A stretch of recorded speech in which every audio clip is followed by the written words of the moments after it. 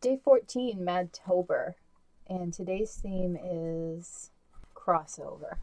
So at first I was thinking to do comorbidities for this one, but something's been bugging me today and I'm kind of pissed off about it, so we're going to go with that instead.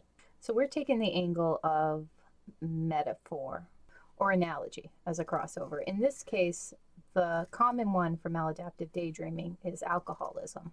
Now, MD and alcoholism are not the most perfect of a metaphor for one another, but it is one that is very commonly used by maladaptive daydreamers to kind of get their experience across to other people quickly and easily.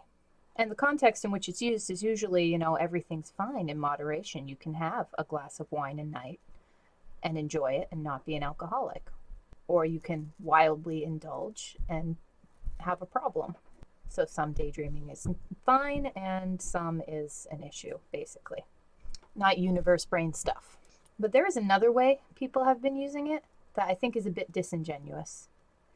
And that is in our communities, when people see content that they don't like, and I understand there's a lot of content in the MD community that I don't like, but to the point, they will say to that person, you need to take this seriously. This is a huge problem for a lot of us. You're going to come in here and say you like your daydreaming, say you don't want to get rid of it, say you need it to live or be productive or to be happy or whatever. What's wrong with you? You wouldn't walk into an AA meeting and spew this bullshit. And I will admit, in some cases, they're not wrong. People prance in blithely all the time with wildly insensitive opinions or whatever. I'm not saying that doesn't happen, but that's not what we're talking about here. From time to time, you'll see a post that says something like that. Something like, this is bad for me, but it's always been good. I don't want to quit. Does anybody else actually enjoy their daydreaming? I see a lot of posts from people who just desperately want to get rid of it. And I feel like the odd man out. But let's make them an alcoholic for a second.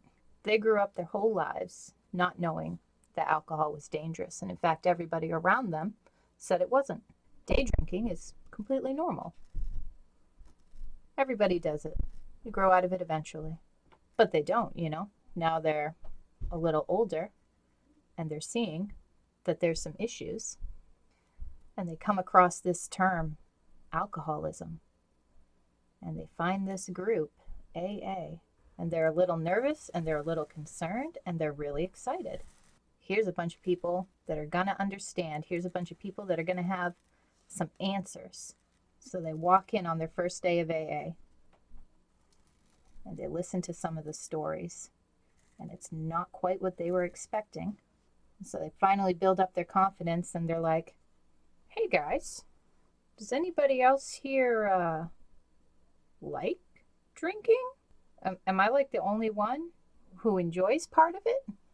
Now, what do you think happens at that AA meeting when he says that? Are they going to talk him through his doubts and fears and help him find his way? Are they going to grab their torches and pitchforks here and run him out of the community? Now, I've never been to AA.